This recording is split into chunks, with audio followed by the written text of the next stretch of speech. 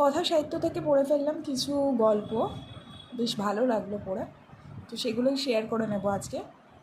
এটা হচ্ছে জুলাই 2026-এর কথা সাহিত্য, যার বিষয়বস্তু বর্ষা সাহিত্য।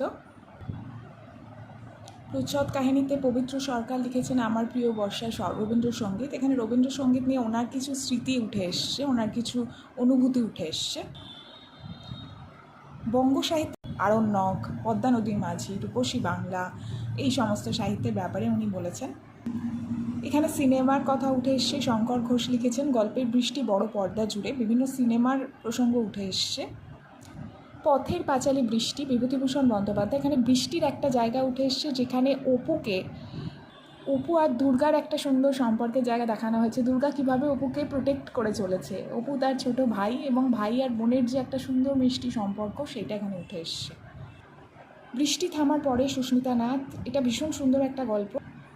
এখানে একটি ছেলের প্রতি একটি মেয়ের অনুভূতি দেখানো হয়েছে, এবং তার সাথে সাথে এটাও দেখানো হয়েছে যে ছেলেটি ভালোবাসার নামে কিভাবে তার সুযোগ নিচ্ছে, এবং মেয়েটিও সেটা বুঝে কিছু বলতে পারছে না, এবং পরবর্তীকালে সে বুঝতে পারবে আসল ভালোবাসা কাকে বলে এবং কার মাধ্যমে সে বুঝতে পারছে, তাই নিয়েই গল্প। ভীষণ সুন্দর।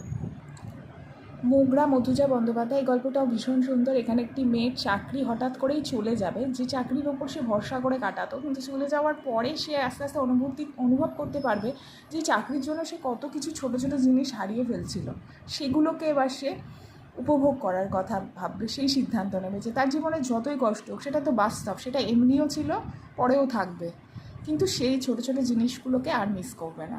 ভীষণ সুন্দর গল্প। বৃষ্টির ভ্যান কাকু শ্যামলী আচার্য, এখানে একটা ভ্যানে করে একটি বাচ্চা স্কুলে যেত, সেই বাচ্চাটার সাথে ভ্যান কাকুর একটা খুব জেনুইন কানেকশন তৈরি হবে, সেইটা নিয়েই গল্প।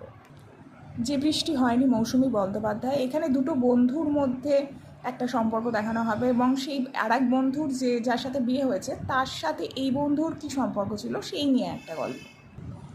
এটা হলো কথা সাহিত্যের জাস্ট রিসেন্ট বেরিয়েছে আগস্টের 2026-এ 13টি গল্প নিয়ে প্রাক শারদীয়া সংখ্যা। প্রত্যেকটা গল্পই ভালো। এটা একটা বন্ধুত্ব নিয়ে, এবং জীবনের কোন জিনিসটা গুরুত্বপূর্ণ, সবসময় ভালো রেজাল্ট করা, ভালো ফল করা, ভালো হয়ে থাকাটা গুরুত্বপূর্ণ নাকি মানুষ হিসেবে ভালো হওয়াটা, এটা নিয়েই গল্প। এখানে বিয়ে নিয়ে খুব বাস্তব কিছু অনুভূতি নিয়েই গল্প, যেখানে একটি ছেলে একজনকে তার মনের কথা বলতে চাইবে, কিন্তু মেয়েটি সেখানে তার বাস্তব অভিজ্ঞতা তুলে ধরবে। অনেকদিন পর একটা সম্পর্ককে খুঁজে পাওয়ার পরে মেট্রো লাইনের সাথে সম্পর্কের একটা জায়গা দেখানো হয়েছে, সেটা নিয়েই গল্প।